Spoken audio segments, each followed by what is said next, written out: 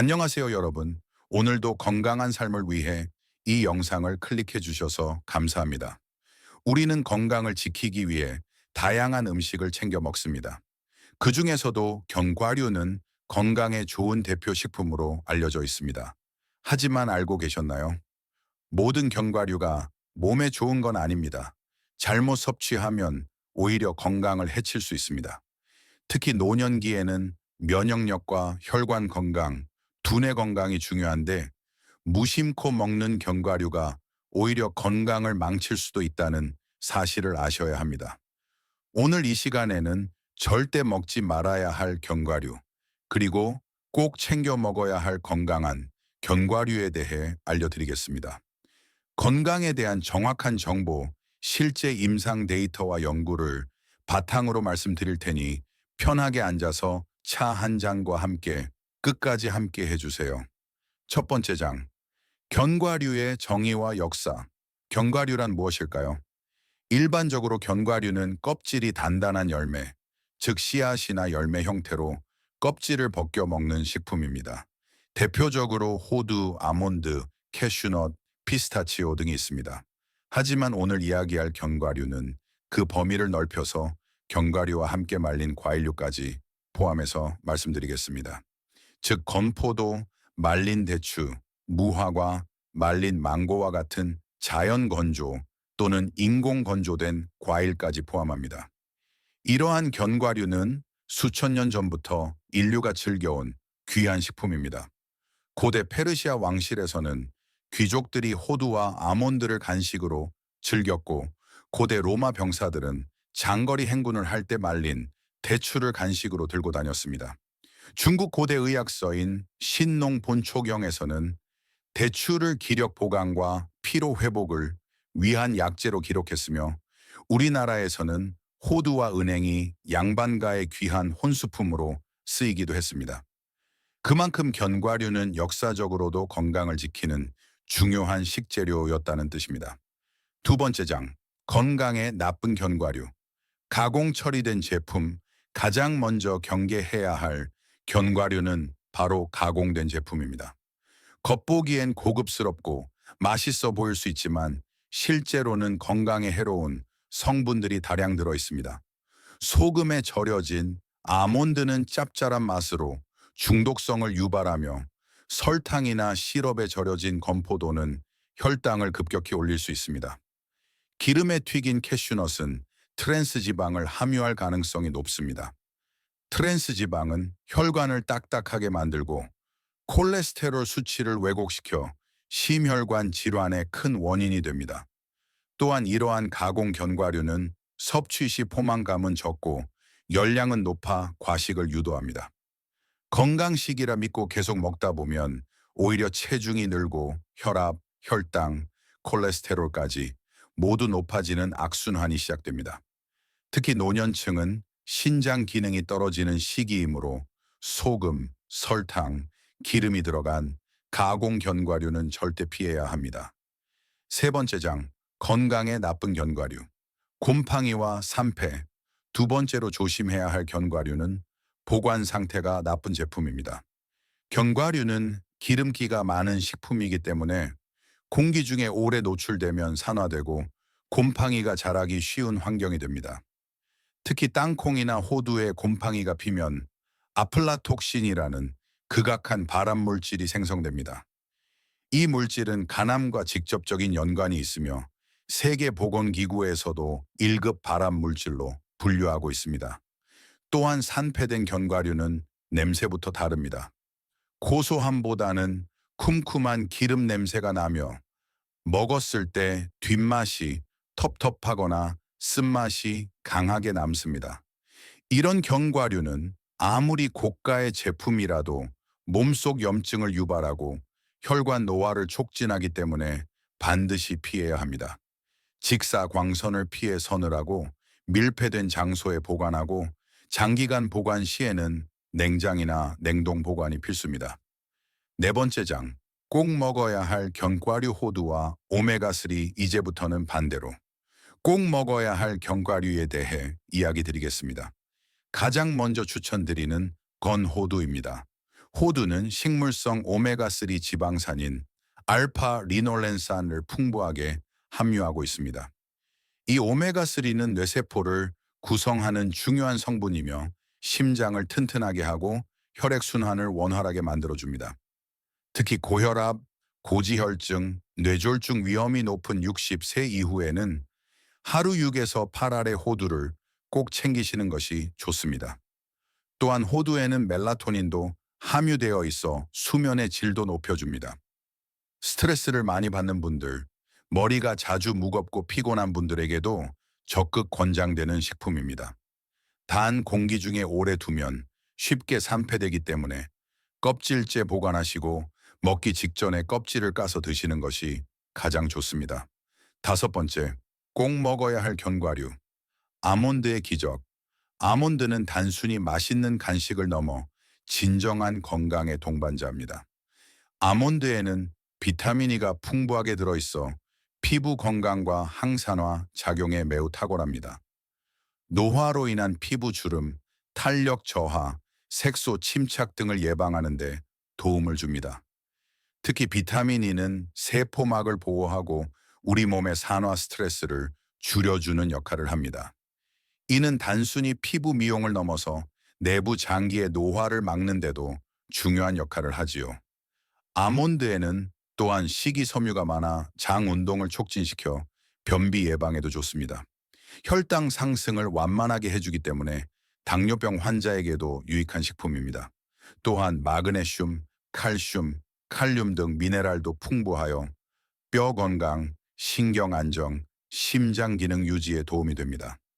무엇보다 좋은 점은 휴대가 간편하다는 것입니다. 작은 지퍼백에 담아 외출 시 간단히 챙길 수 있고 간식이나 식전 허기, 해소용으로도 좋습니다. 하루 권장량은 20알 이내이며 무염, 무가당 제품을 선택하는 것이 핵심입니다. 여섯 번째, 장건과일의 오해와 진실. 건포도, 말린 대추, 무화과, 건망고 등은 보기엔 자연식품처럼 보이지만 그 이면에는 함정이 많습니다. 건과일은 대부분 당도가 높으며 건조 과정 중 설탕을 첨가하는 경우도 많습니다. 표기에는 무가당이라 되어 있어도 실제로는 시럽을 코팅하는 경우도 있지요.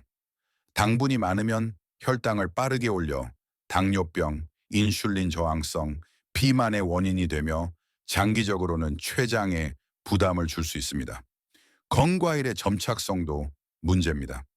치아 사이에 끈적하게 남아 충치와 잇몸 질환의 원인이 됩니다. 그래서 꼭 무가당, 무첨가 제품을 선택해야 하며 적정량은 손바닥에 올릴 수 있는 분량 하루 한 줌 이내로 제한해야 합니다.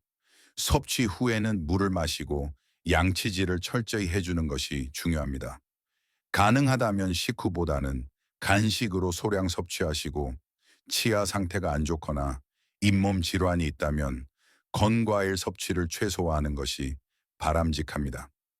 일곱 번째 장, 어떤 견과류를 어떻게 먹어야 하는가? 견과류는 아무리 좋은 성분을 가지고 있더라도 섭취하는 방식에 따라 효과가 크게 달라집니다. 첫 번째로 중요한 것은 생견과류를 선택하는 것입니다. 볶거나 튀긴 제품은 열 처리로 인해 유익한 지방산과 비타민이 파괴되기 쉽습니다. 또한 볶는 과정에서 아크릴아마이드라는 유해 물질이 발생할 수 있다는 점도 주의해야 합니다. 둘째, 포장 단위가 너무 큰 제품은 피하고 소분 포장된 제품을 골라 산패와 산화를 방지하는 것이 좋습니다.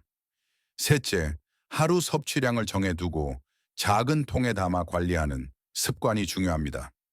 적정 섭취량은 하루 25에서 30g, 즉 손바닥 안에 올릴 수 있는 양입니다. 넷째, 공복에 먹기보다는 식후 간식이나 간단한 아침 대용으로 활용하고 포만감을 오래 유지하고 혈당도 안정적으로 관리할 수 있습니다. 마지막으로 반드시 냉장 보관하거나 밀폐 용기에 담아 직사광선을 피해 서늘한 곳에 보관하는 것이 견과류를 안전하게 먹는 첫걸음입니다. 여덟 번째 장, 노년기에 꼭 필요한 견과류 조합. 노년기에는 신진대사가 느려지고 근육량이 줄고 혈관의 탄력이 떨어지는 시기입니다.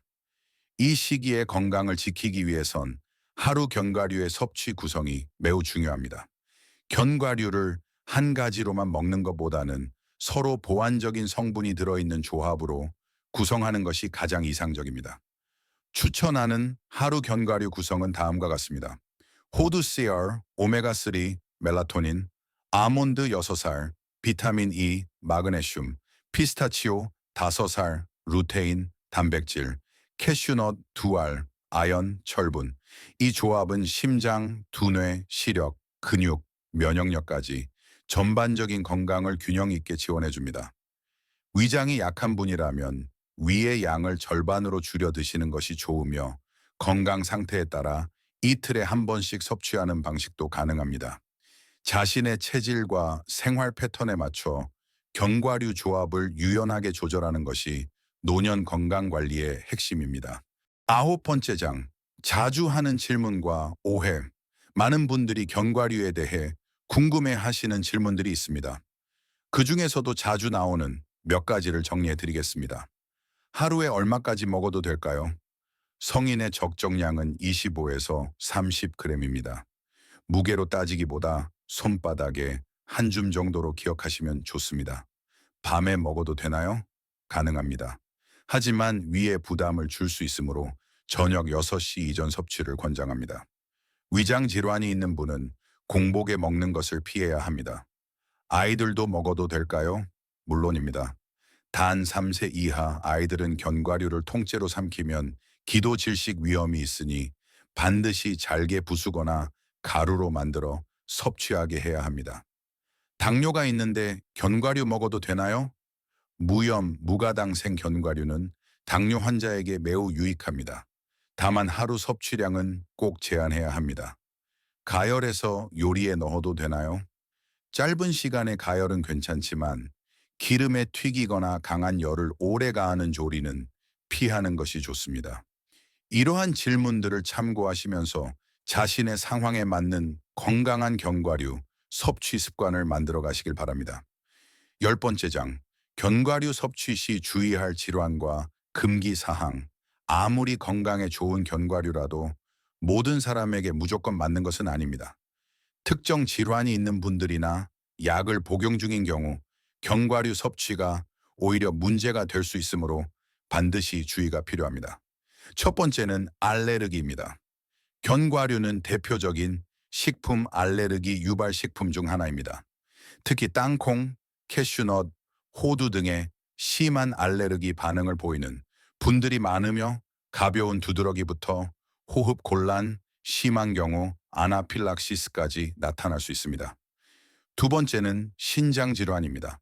견과류에는 인, 칼륨이 많이 들어있는데 만성 신부전이나 투석 중인 분들은 이를 처해로 배출하지 못해 혈중 농도가 위험하게 올라갈 수 있습니다. 세 번째는 췌장염 환자입니다.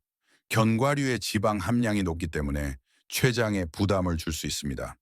급성 또는 만성 췌장염을 앓고 있는 경우 의사의 상담 없이 견과류를 먹는 것은 금물입니다. 네 번째는 위염, 위궤양, 장염 등 소화기 질환입니다. 아몬드나 호두 등은 단단하고 껍질이 까슬까슬하여 위장 점막을 자극할 수 있습니다. 이 경우에는 곱게 갈아서 가루 형태로 섭취하거나 죽이나 요구르트에 타서 부드럽게 먹는 방법이 좋습니다. 다섯 번째는 체중 감량 중인 분들입니다. 견과류는 열량이 매우 높습니다. 한 줌의 아몬드에도 160에서 180 킬로칼로리 정도가 들어있고 이는 밥 반 공기 분량과 비슷합니다.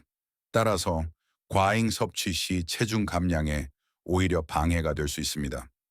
마지막으로 항응고제를 복용 중인 분들은 견과류 속 오메가3 지방산이 혈액을 묽게 만들어 출혈 위험이 높아질 수 있기 때문에 주치의와 반드시 상의하셔야 합니다. 건강한 음식도 내 몸에 맞는 범위 내에서 상태에 따라 유연하게 조절해야 진짜 건강한 습관이 됩니다. 마무리. 먹을 것과 먹지 말아야 할 것의 지혜. 우리는 매일 수많은 음식 사이에서 선택을 합니다. 무엇을 먹을까? 언제 먹을까? 얼마나 먹을까? 그 선택이 쌓여 우리의 건강을 만들고 인생을 만듭니다. 견과류는 분명 건강에 이로운 식품입니다. 하지만 어떻게 먹느냐에 따라 약이 될 수도 있고 독이 될 수도 있습니다. 오늘 이 영상을 통해 어떤 견과류는 절대 피해야 하고 어떤 견과류는 매일의 습관으로 삼아야 할지를 조금이나마 알게 되셨길 바랍니다.